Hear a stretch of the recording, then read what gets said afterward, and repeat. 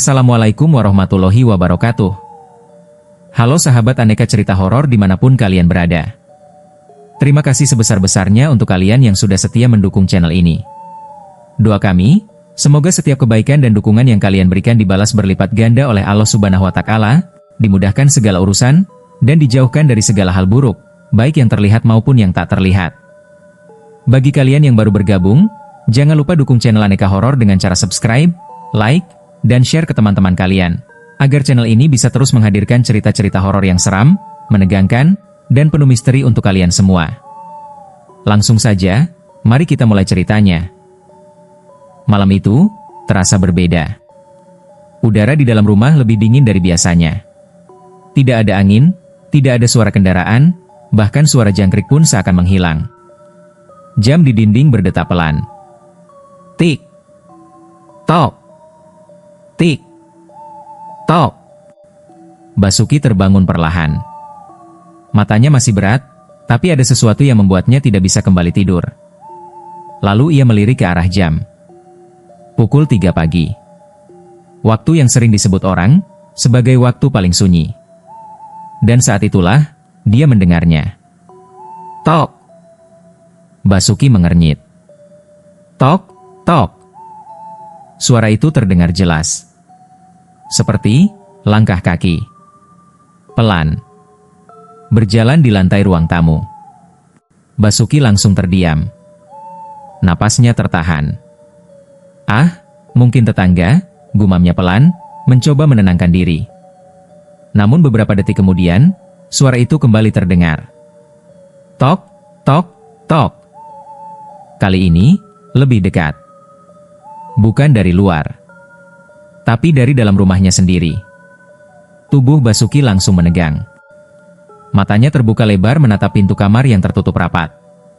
Suara itu terus berjalan, perlahan, seperti seseorang yang sengaja melangkah pelan agar tidak terdengar.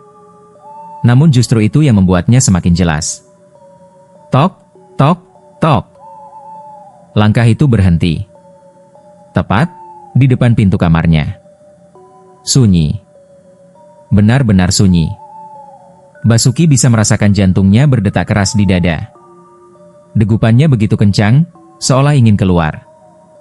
Lalu, kreek. Gagang pintu kamarnya bergerak pelan. Seperti ada yang mencoba membukanya dari luar. Basuki menahan napas. Tubuhnya kaku.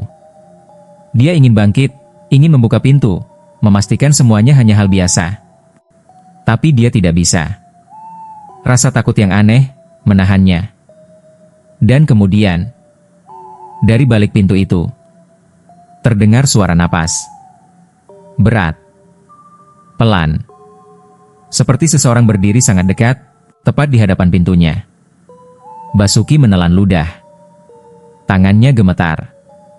Dan dalam hati, untuk pertama kalinya sejak dia tinggal di rumah itu, dia mulai sadar satu hal. Dia tidak sendirian. Basuki tidak pernah membayangkan hidupnya akan berujung di sebuah sudut sunyi di Bekasi, kota yang katanya penuh harapan, tapi baginya terasa begitu asing dan dingin.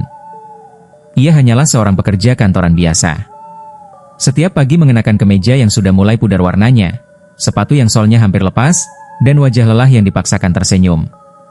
Gajinya pas-pasan, cukup untuk makan, cukup untuk bertahan hidup, tapi tidak cukup untuk memilih kenyamanan. Setelah dipindahkan dari kantor lamanya, Basuki terpaksa mencari tempat tinggal baru. Hari demi hari ia menyusuri gang-gang sempit, menanyakan kontrakan dari satu orang ke orang lain. Namun, setiap jawaban selalu sama, harga yang terlalu tinggi untuk kantongnya. Hingga suatu sore yang mendung, saat langit menggantungkan awan kelabu seolah ikut merasakan beratnya hidup, Basuki menemukan sebuah rumah kecil di ujung gang buntu. Rumah itu berbeda. Cat temboknya kusam, mengelupas di beberapa bagian. Halamannya dipenuhi rumput liar yang seakan dibiarkan tumbuh tanpa pernah disentuh tangan manusia. Pintu kayunya terlihat tua, sedikit miring, seolah sudah lama tidak diperbaiki. Tapi yang paling aneh, suasana di sekitarnya terasa sunyi. Terlalu sunyi. Padahal rumah-rumah lain di gang itu tampak berpenghuni. Basuki menelan ludah, mencoba mengabaikan perasaan tidak nyaman yang tiba-tiba merayap di dadanya. Ia hanya berpikir satu hal, murah. Dan benar saja. Ketika ia bertanya kepada pemiliknya, seorang pria tua dengan tatapan kosong dan suara berat, harga yang disebutkan jauh di bawah pasaran. Tidak masuk akal. Bahkan untuk ukuran kontrakan sederhana di daerah itu. Kenapa murah sekali, Pak? Tanya Basuki, ragu. Pria itu hanya tersenyum tipis. Senyum yang tidak sampai ke matanya. Kalau mau, ambil saja. Jarang ada yang betah di situ. Jawaban itu seharusnya menjadi peringatan. Namun bagi Basuki, yang sedang terdesak keadaan, itu terdengar seperti kesempatan. Tanpa banyak pikir, ia menerima. Hari pertama pindah, Basuki mulai merasakan ada sesuatu yang tidak biasa. Tetangga-tetangga di sekitar rumah itu terlihat aneh. Setiap kali ia mencoba menyapa, mereka hanya membalas dengan anggukan cepat, lalu buru-buru menutup pintu. Ada seorang ibu yang sempat menatapnya lama dari balik jendela, matanya penuh kecemasan, seolah ingin mengatakan sesuatu, tapi urung. Anak-anak kecil yang bermain di ujung gang pun tiba-tiba diam ketika Basuki lewat. Mereka saling berbisik, lalu berlari menjauh. Seakan-akan, kehadiran Basuki di rumah itu adalah sesuatu yang tidak seharusnya terjadi. Malam harinya, saat Basuki duduk sendirian di ruang tamu dengan lampu redup, perasaan itu semakin kuat. Rumah itu terasa hidup. Bukan hidup seperti rumah yang hangat oleh tawa dan percakapan, tapi hidup dengan cara yang lain. Cara yang sulit dijelaskan, seolah ada sesuatu yang ikut bernapas di dalamnya. Angin malam masuk melalui celah jendela, membawa suara lirih yang tidak jelas asalnya. Dinding kayu sesekali berderit pelan, seperti ada yang berjalan perlahan di baliknya. Basuki mencoba meyakinkan dirinya sendiri. Mungkin cuma perasaan, capek kerja, gumamnya. Namun jauh di dalam hatinya, ada satu hal yang tidak bisa ia abaikan. Sejak pertama kali menginjakkan kaki di rumah itu, Basuki tidak pernah benar-benar merasa sendirian. Awal kejanggalan, hari pertama di rumah itu sebenarnya berjalan normal. Setidaknya, itulah yang terus Basuki yakinkan pada dirinya sendiri. Pagi hari ia berangkat kerja seperti biasa. Menyusuri jalanan Bekasi yang mulai ramai, berusaha menyesuaikan diri dengan rutinitas barunya. Meski sempat merasa aneh dengan suasana rumah kontrakannya, ia memilih mengabaikannya. Baginya, selama masih punya tempat untuk berteduh, itu sudah lebih dari cukup. Namun, semuanya mulai berubah saat malam tiba. Sepulang kerja, tubuh Basuki terasa lelah. Ia langsung masuk rumah, meletakkan tasnya, lalu menjatuhkan diri di kursi ruang tamu. Rumah itu sunyi seperti biasa. Terlalu sunyi. Hanya suara jam dinding yang berdetak pelan. Tik. Tok. Tik. Tok. Basuki menghela napas panjang, mencoba menenangkan diri. Ia bangkit, berjalan menuju dapur untuk membuat kopi. Namun saat ia kembali ke ruang tamu, pintu depan terbuka. Basuki terdiam. Padahal ia yakin, sangat yakin, ia menutupnya rapat saat masuk tadi. Perlahan, ia mendekat. Angin malam masuk melalui celah pintu, membawa hawa dingin yang menusuk kulit. Bulu kuduknya berdiri. Mungkin, lupa ngunci, gumamnya pelan, mencoba tetap rasional. Ia menutup kembali pintu itu, kali ini memastikan kuncinya terpasang. Bahkan ia menarik gagangnya beberapa kali untuk memastikan benar-benar terkunci. Namun, rasa tidak nyaman mulai tumbuh. Kecil, tapi nyata. Malam semakin larut. Basuki mencoba beristirahat. Ia merebahkan tubuh di kasur tipisnya, menatap langit-langit kamar yang tampak kusam. Lampu kamar menyala redup, cukup untuk membuat bayangan-bayangan aneh di sudut ruangan. Dan tiba-tiba, klik. Lampu mati. Gelap. Basuki langsung bangun setengah duduk. Jantungnya berdetak lebih cepat. Beberapa detik kemudian, klik. Lampu menyala lagi. Ia mengerutkan kening. Mungkin listriknya nggak stabil, pikirnya. Namun kejadian itu tidak berhenti di situ. Beberapa menit kemudian, mati. Menyala. Mati lagi. Lalu menyala kembali. Seolah ada seseorang yang sedang memainkan saklar, dengan sengaja. Basuki bangkit, berjalan ke arah saklar lampu. Tangannya sedikit gemetar saat menyentuhnya. Tidak ada yang aneh. Semua terlihat normal. Tapi justru itu yang membuatnya semakin gelisah. Belum sempat ia kembali tenang, sesuatu yang lain mulai terasa. Bau. Awalnya samar. Hampir tidak tercium. Namun perlahan, semakin jelas. Bau itu datang dari arah kamar belakang, ruangan kecil yang sejak awal memang tidak ia gunakan. Pintu kamar itu tertutup sejak ia datang, dan entah kenapa, Basuki merasa enggan membukanya. Tapi malam itu, bau tersebut memaksanya. Bau anyir. Seperti darah. Basuki menutup hidungnya, wajahnya berubah pucat. Ia berdiri di depan pintu kamar belakang itu, ragu. Ah, mungkin tikus mati, katanya, mencoba mencari penjelasan masuk akal. Dengan napas tertahan, ia memutar gagang pintu. Perlahan, pintu itu terbuka dengan suara berderit panjang. Kreet. Udara di dalam kamar itu terasa lebih dingin. Gelap. Dan bau anyir itu jauh lebih kuat. Basuki mengintip dari celah pintu. Kosong. Tidak ada apa-apa. Tidak ada bangkai tikus. Tidak ada sesuatu yang bisa menjelaskan bau tersebut. Hanya ruangan sempit, dengan dinding lembab dan lantai yang tampak kotor. Namun entah kenapa, Basuki merasa seperti sedang diperhatikan. Cepat-cepat ia menutup kembali pintu itu, lalu mundur beberapa langkah. Malam itu, Basuki tidak bisa tidur dengan nyenyak. Setiap suara kecil terasa seperti ancaman. Setiap bayangan tampak mencurigakan. Namun di tengah ketakutan yang mulai menggerogoti pikirannya, ia masih berusaha bertahan pada logika. Mungkin cuma rumah lama, wajar kalau banyak suara aneh. Mungkin listriknya emang jelek. Mungkin bau itu dari saluran air. Ia terus mencari alasan. Terus meyakinkan dirinya sendiri. Karena jauh di dalam hatinya, ia mulai takut pada kemungkinan lain. Bahwa semua kejanggalan itu bukan sekadar kebetulan. Malam-malam berikutnya tidak lagi sama. Apa yang awalnya hanya kejanggalan kecil, kini berubah menjadi sesuatu yang tidak bisa lagi dijelaskan dengan logika. Dan Basuki mulai menyadari, ia telah membuat kesalahan besar dengan memilih tetap tinggal di rumah itu. Awalnya datang dari suara. Suara yang sangat pelan, hampir seperti bisikan. Malam itu, sekitar pukul 3 dini hari, waktu ketika dunia terasa paling sunyi, Basuki terbangun. Bukan karena mimpi, bukan karena suara keras, tapi karena sesuatu yang aneh. Ia membuka mata perlahan. Gelap. Hanya cahaya bulan yang masuk melalui celah jendela, membentuk bayangan samar di dinding kamar. Dan di tengah kesunyian itu, ia mendengarnya. Suara orang menangis.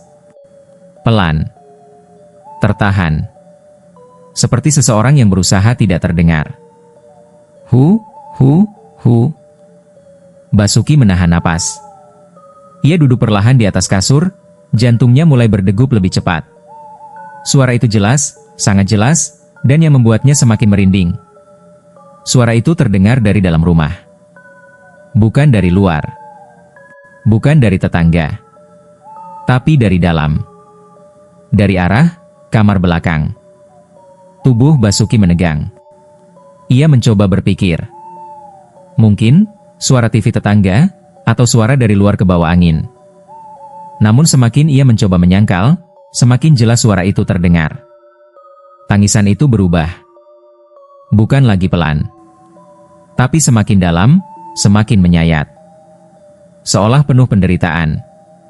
Seolah seseorang sedang mengalami kesakitan yang luar biasa. Basuki menutup telinganya dengan kedua tangan. Namun suara itu tidak hilang.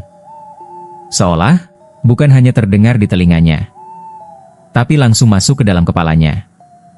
Belum sempat ia benar-benar pulih dari ketakutan itu, gangguan lain mulai muncul. Suatu malam, saat ia akhirnya berhasil tertidur karena kelelahan, tiba-tiba, duk, duk, duk. Basuki terbangun.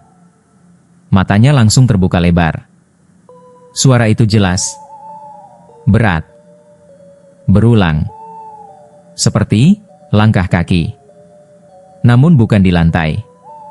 Suara itu berasal dari atas atap rumah. Duk, duk, duk. Perlahan, teratur. Seperti seseorang sedang berjalan, mondar-mandir, tepat di atas kepalanya. Napas Basuki tercekat. Ia tidak berani bergerak. Ini pasti kucing, atau mungkin musang, bisiknya, meski suaranya sendiri terdengar tidak yakin. Namun suara itu terlalu berat. Terlalu teratur. Bukan seperti hewan. Lebih seperti manusia. Langkah itu berhenti tepat di atas kamarnya. Diam. Hening. Beberapa detik yang terasa seperti selamanya. Lalu, duk. Satu hentakan keras, tepat di atas kepalanya. Seolah sesuatu melompat. Basuki refleks menarik selimut hingga menutupi seluruh tubuhnya. Nafasnya memburu, tubuhnya gemetar hebat. Dan di balik selimut itu, ia hanya bisa berdoa dalam hati. Hari-hari berikutnya berubah menjadi neraka kecil bagi Basuki. Ia mulai sulit tidur. Jikapun tertidur, ia selalu terbangun dengan keringat dingin. Mimpi buruk menghantuinya setiap malam. Ia bermimpi berada di dalam rumah itu, tapi dalam keadaan berbeda. Gelap, kosong. Dan di ujung lorong, selalu ada sesuatu yang berdiri. Sosok hitam. Tinggi. Diam. Mengawasinya. Dan setiap kali ia mencoba mendekat, sosok itu selalu berbisik. Suara tangisan yang sama seperti yang ia dengar di dunia nyata. Puncaknya terjadi pada suatu malam yang tidak akan pernah bisa ia lupakan. Malam itu, listrik kembali mati hidup seperti biasa. Basuki berdiri di depan cermin di ruang tengah, mencoba menenangkan diri. Wajahnya terlihat pucat, matanya cekung karena kurang tidur. Ia menatap dirinya sendiri lama. Berusaha meyakinkan bahwa semua ini hanya kelelahan. Hanya stres. Hanya halusinasi. Namun saat ia hendak berbalik, ia melihat sesuatu di cermin. Di belakangnya, Basuki membeku. Perlahan, sangat perlahan, ia mengangkat kepalanya kembali. Dan menatap cermin itu sekali lagi. Di sana, ada bayangan hitam. Berdiri tepat di belakangnya. Tinggi. Gelap. Tidak memiliki wajah yang jelas. Namun, matanya. Dua titik merah samar, menatap lurus ke arahnya melalui pantulan cermin. Tubuh Basuki terasa kaku. Ia tidak bisa bergerak. Tidak bisa berteriak. Bahkan untuk bernapas pun terasa sulit. Perlahan, bayangan itu mendekat. Semakin dekat. Dan dalam keheningan yang mencekam itu, Basuki mendengar sesuatu di telinganya. Bisikan. Pelan. Dingin. Kamu tidak sendirian. Basuki menjerit. Ia langsung berbalik. Namun tidak ada siapa-siapa. Kosong. Hanya ruang tamu yang sunyi. Cermin itu kini hanya memantulkan dirinya, sendirian. Atau setidaknya, itulah yang terlihat. Sejak malam itu, Basuki berubah. Wajahnya semakin pucat. Matanya tidak pernah benar-benar tenang.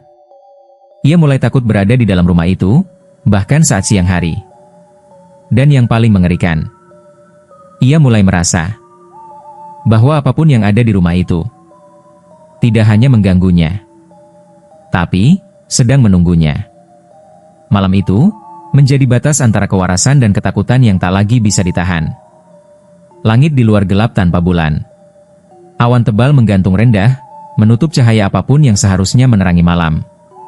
Angin berhembus pelan, tapi terasa dingin, lebih dingin dari biasanya, seolah membawa sesuatu yang tak kasat mata. Basuki pulang lebih larut dari biasanya. Tubuhnya lelah, pikirannya kacau. Ia sudah tidak lagi merasa tenang sejak kejadian-kejadian aneh itu semakin sering muncul. Tapi entah kenapa, malam itu, suasana terasa berbeda. Lebih berat. Lebih menekan. Seolah rumah itu sedang menunggunya. Begitu ia membuka pintu. Klik. Semua lampu padam. Total. Gelap menelan seluruh ruangan dalam sekejap. Listrik mati, gumam Basuki pelan. Namun tidak ada suara dari luar. Tidak ada tanda-tanda rumah lain ikut gelap. Tidak ada suara televisi mati, tidak ada keluhan tetangga. Hanya rumah itu yang tenggelam dalam kegelapan. Jantung Basuki mulai berdegup lebih cepat. Ia meraba-raba dinding, mencoba mencari saklar, meski ia tahu itu tidak akan berguna. Tangannya gemetar, napasnya mulai tidak teratur. Tenang, mungkin cuma listrik turun, bisiknya pada diri sendiri. Namun sebelum ia sempat melangkah lebih jauh, kreek, suara itu terdengar. Pelan, panjang, menyeret. Seperti sesuatu yang digeser di lantai. Dari dalam rumah, Basuki membeku. Siapa? Suaranya lirih, nyaris tak terdengar. Tidak ada jawaban. Hanya keheningan yang semakin mencekam. Dengan tangan gemetar, Basuki menyalakan senter dari ponselnya. Cahaya kecil itu menyapu ruangan. Ruang tamu tampak kosong. Namun saat cahaya itu bergerak perlahan ke sudut ruangan, Basuki berhenti bernapas. Di sana, di sudut rumah yang gelap, ada seseorang. Seorang wanita. Berdiri diam. Rambutnya panjang, sangat panjang, menutupi hampir seluruh wajahnya. Tubuhnya kurus, membungkuk sedikit, dengan pakaian putih kusam yang tampak kotor. Ia tidak bergerak. Tidak bersuara. Hanya berdiri, menghadap ke arah Basuki. Cahaya senter bergetar seiring tangan Basuki yang tak bisa lagi tenang. Siapa kamu? Suara Basuki pecah. Tidak ada jawaban. Namun perlahan, sosok itu mulai bergerak. Satu langkah. Pelan. Diseret. Srek. Langkah kedua. Srek. Basuki mundur. Kakinya terasa lemas. Tubuhnya dingin seperti es. Dan saat sosok itu semakin mendekat, terdengar suara. Suara yang pernah ia dengar sebelumnya. Tangisan. Namun kali ini, lebih dekat. Lebih jelas. Lebih menyakitkan. Hu. Tangisan itu keluar dari sosok wanita itu. Pelan, tapi penuh penderitaan. Setiap langkahnya diiringi suara itu. Seolah setiap gerakannya membawa luka yang tak terlihat. Basuki ingin lari. Ingin berteriak. Tapi tubuhnya tidak mau bergerak. Seolah ada sesuatu yang menahannya di tempat. Seolah ia dipaksa untuk melihat. Untuk menyaksikan. Sosok itu kini hanya berjarak beberapa langkah darinya. Kepalanya perlahan terangkat. Rambut panjang yang menutupi wajahnya mulai terbuka sedikit. Dan dalam cahaya senter yang bergetar, Basuki melihatnya. Wajah itu pucat, rusak, seperti membusuk. Matanya kosong, namun dari dalamnya mengalir cairan gelap seperti darah yang sudah mengering. Mulutnya terbuka sedikit, seolah ingin berbicara, tapi yang keluar hanya tangisan. Hu. Basuki menangis. Air matanya mengalir tanpa ia sadari. Ketakutan itu bukan lagi sekadar rasa takut. Itu adalah teror yang merasuk sampai ke dalam jiwa. Sosok itu kini tepat di depannya. Sangat dekat. Terlalu dekat. Dan tiba-tiba, ia berhenti menangis. Hening. Sunyi. Detik-detik terasa membeku. Lalu dengan suara yang parau, patah, hampir seperti bisikan dari dunia lain, ia berbicara. Kenapa kamu di sini? Basuki gemetar hebat. Saya cuma tinggal di sini, jawabnya terbata. Sosok itu diam. Lalu perlahan, kepalanya miring. Gerakan yang tidak wajar. Tidak manusiawi. Dan dengan suara yang semakin dingin. Ini rumahku. Seketika suhu ruangan terasa jatuh drastis. Napas Basuki membentuk uap tipis. Dan saat itu juga, semua kejadian yang selama ini ia alami terasa masuk akal. Pintu terbuka sendiri. Lampu mati hidup. Bau anyir. Tangisan. Langkah kaki. Bayangan di cermin. Semua itu bukan kebetulan. Bukan halusinasi. Tapi tanda bahwa sejak awal ia tidak pernah benar-benar sendiri. Sosok wanita itu mengangkat tangannya perlahan. Kulitnya pucat, penuh luka gelap. Jari-jarinya panjang, kaku.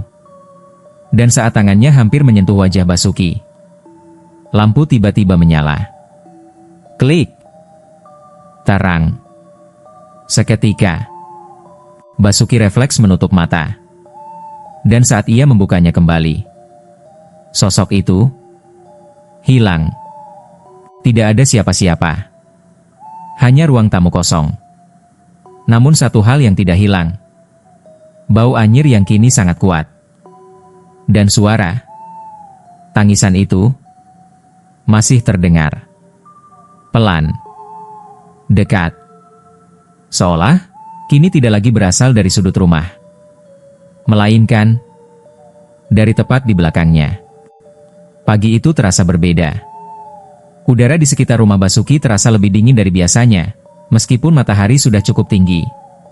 Semalaman ia hampir tidak tidur. Bayangan sosok wanita berambut panjang yang berdiri di sudut rumahnya masih jelas terpatri di pikirannya, terlalu nyata untuk disebut mimpi. Dengan wajah pucat dan mata sembab, Basuki akhirnya memutuskan keluar rumah. Ia harus mencari jawaban. Tidak mungkin semua ini hanya halusinasi. Langkahnya membawanya ke rumah tetangga terdekat, seorang ibu tua bernama Burini, yang sudah lama tinggal di kawasan itu. Rumahnya sederhana, dengan halaman kecil penuh tanaman obat. Basuki mengetuk pintu dengan ragu. Basuki mendengarkan dengan napas tertahan. Suatu malam, warga dikejutkan oleh kabar mengerikan. Si istri ditemukan meninggal di dalam rumah itu. Basuki menegang. Meninggal? Bagaimana, Bu? Burini menggeleng pelan. Katanya bunuh diri, tapi banyak yang tidak percaya. Ada yang bilang itu pembunuhan. Lehernya seperti dicekik. Suasana tiba-tiba terasa lebih dingin. Dan sejak saat itu, rumah itu tidak pernah benar-benar tenang lagi. Basuki mulai merasakan dadanya sesak. Penghuni setelahnya tidak pernah bertahan lama, lanjut Burini. Ada yang bilang sering dengar langkah kaki di malam hari.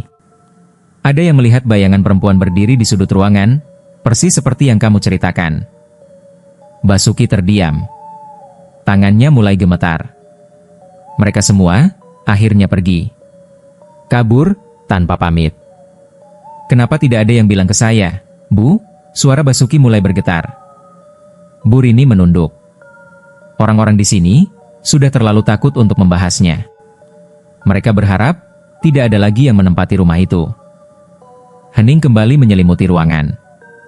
Lalu, dengan suara yang lebih pelan, hampir seperti bisikan, Burini berkata, "Sosok yang kamu lihat itu, kemungkinan besar, dia." Basuki menelan ludah. Dia, siapa? Penghuni lama yang belum pergi. DG. Jantung Basuki seperti berhenti sesaat. Arwahnya tidak pernah tenang, lanjut Burini. Entah karena kematiannya yang tidak wajar, atau karena ada sesuatu yang masih mengikatnya di rumah itu. Basuki menunduk, pikirannya kacau. Tiba-tiba ia teringat sesuatu. Semalam, saat sosok itu mendekat, ia tidak hanya berdiri.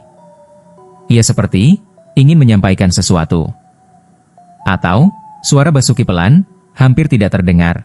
Dia tidak ingin saya tinggal di sana. Burini menatapnya tajam.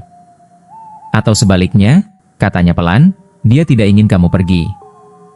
Suasana langsung berubah mencekam. Angin tiba-tiba berhembus kencang dari luar, membuat pintu berderit pelan. Kriet. Basuki membeku. Untuk pertama kalinya, ia benar-benar sadar. Ini bukan sekadar gangguan. Ini bukan sekadar cerita lama. Sesuatu di rumah itu masih ada. Masih menunggu. dan mungkin sudah mulai menyadari kehadirannya. Sejak malam itu, hidup Basuki benar-benar berubah. Bukan lagi sekadar gangguan. Bukan lagi suara atau bayangan yang bisa diabaikan. Kini, teror itu menjadi nyata. Dekat. Kasar. Dan seolah sengaja menyiksanya. Malam berikutnya, Basuki bahkan tidak berani mematikan lampu.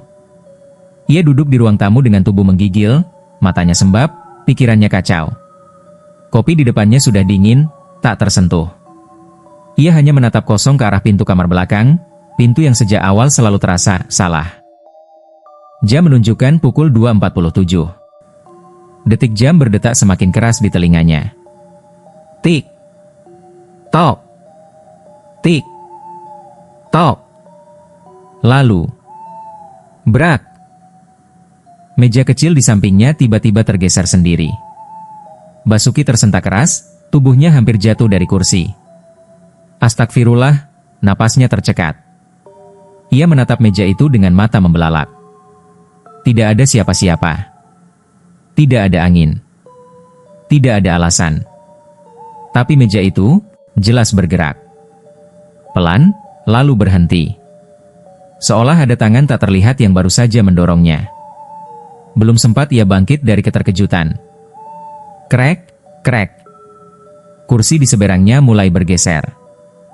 Perlahan. Berbunyi seret di lantai.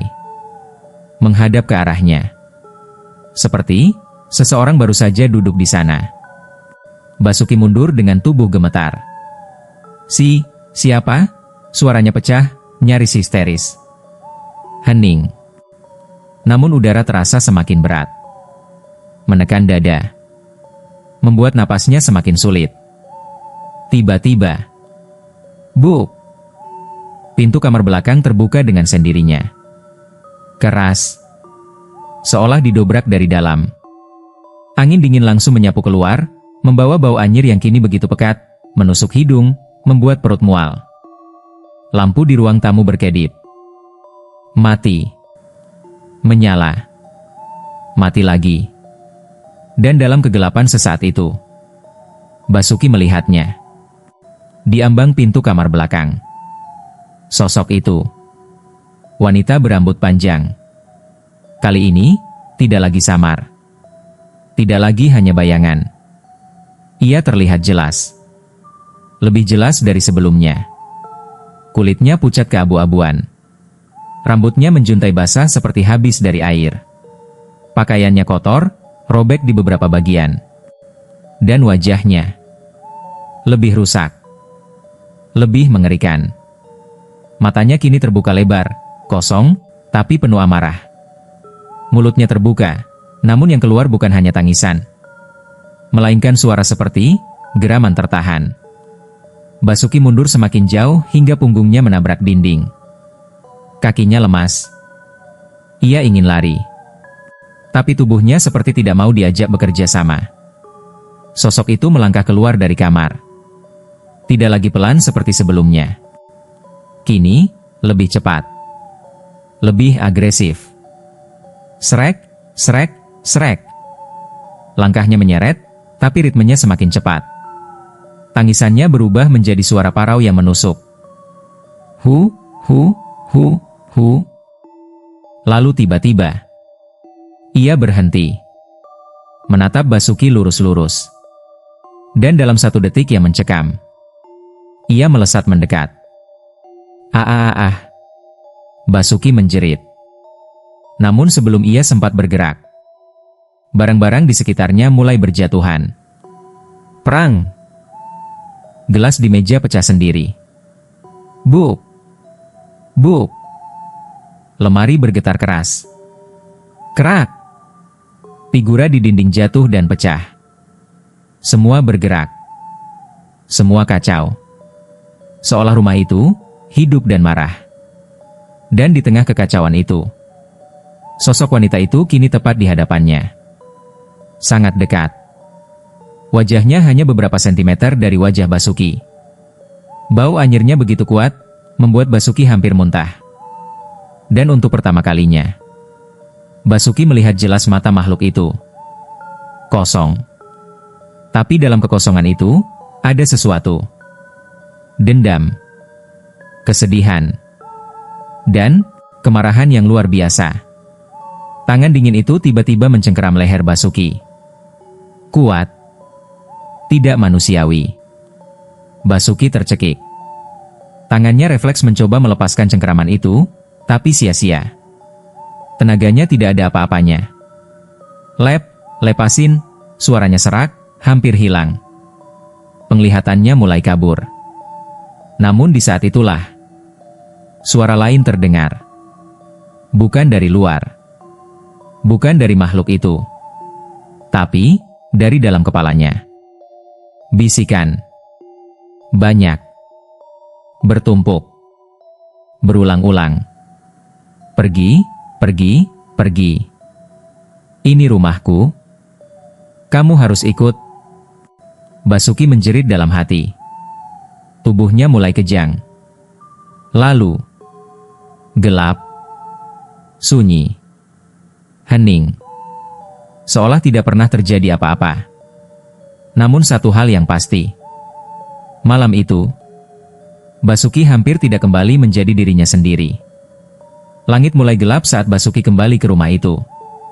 Langkahnya terasa berat, seolah setiap meter yang ia tempuh justru menyeretnya lebih dalam ke sesuatu yang tidak kasat mata. Kata-kata Burini terus terngiang di kepalanya. Penghuni lama yang belum pergi. Begitu pintu rumah terbuka, hawa dingin langsung menyambutnya. Bukan dingin biasa, melainkan dingin yang merayap sampai ke tulang. Rumah itu sunyi. Terlalu sunyi. Basuki berdiri di ambang pintu, ragu untuk masuk. Namun perlahan, ia melangkah juga. Ia tahu, ia tidak bisa tinggal di sana lagi. Ia harus pergi. Sekarang. Dengan tangan gemetar, Basuki mulai mengemasi barang-barang seadanya.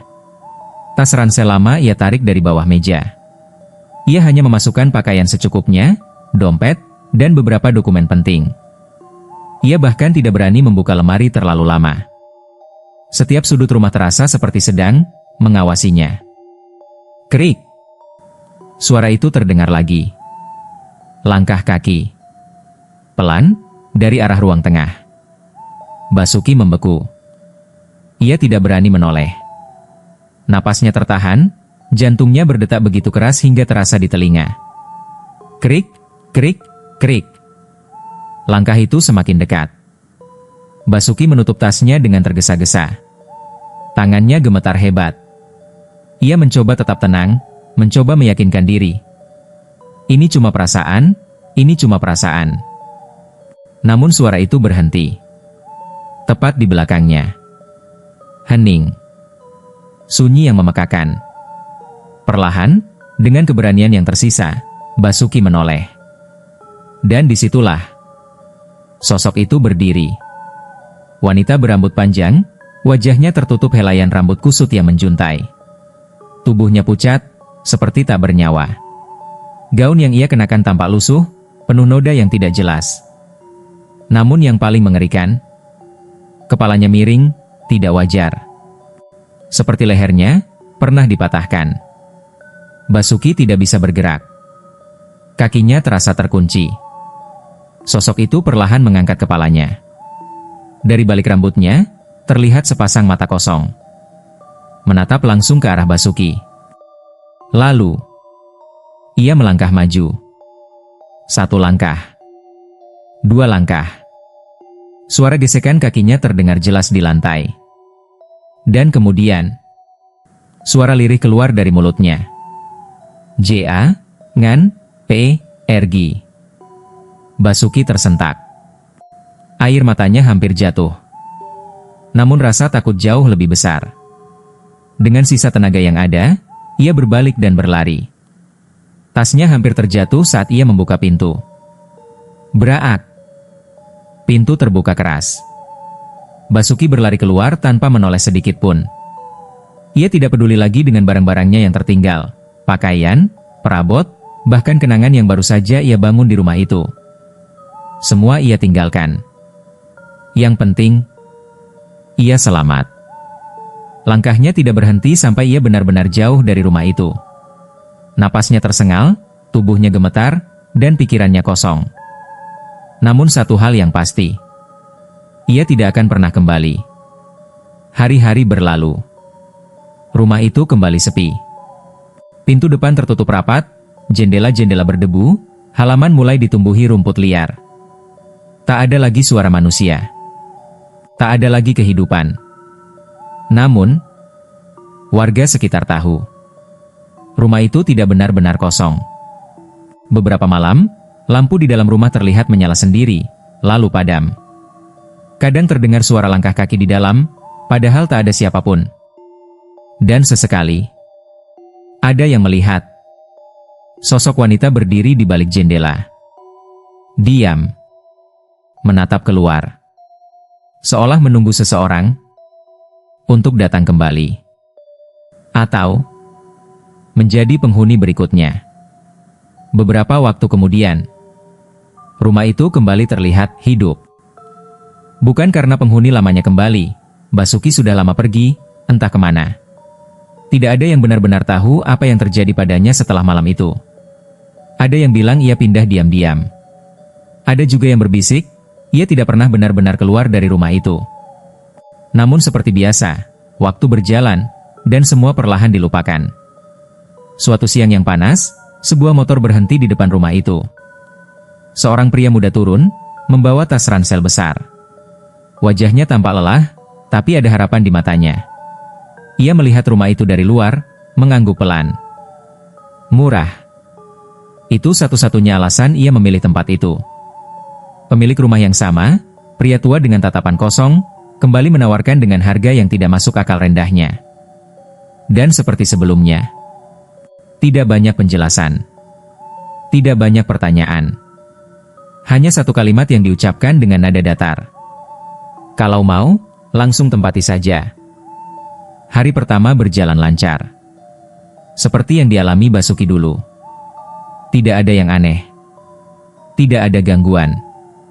Rumah itu terasa sunyi, tapi masih bisa diterima. Namun malam, selalu membawa cerita berbeda. Pukul 2.58 dini hari. Pria itu terbangun. Ia mengerutkan kening, menatap sekeliling kamar yang gelap. Dan kemudian, ia mendengarnya. Suara tangisan. Pelan. Dari arah kamar belakang. Hu. Ia duduk perlahan, napasnya mulai berubah. Ah, mungkin tetangga, gumamnya, mencoba tenang. Namun suara itu semakin jelas. Semakin dekat. Dan, tidak mungkin berasal dari luar. Hari kedua. Ia mulai mencium bau anyir di dalam rumah. Hari ketiga. Lampu mulai berkedip tanpa alasan. Hari keempat. Pintu terbuka sendiri di tengah malam.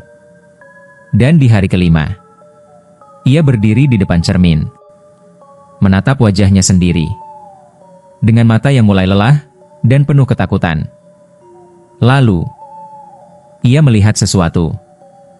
Di belakangnya, bayangan hitam, diam, mengawasinya. Sejak saat itu, siklus itu kembali terulang.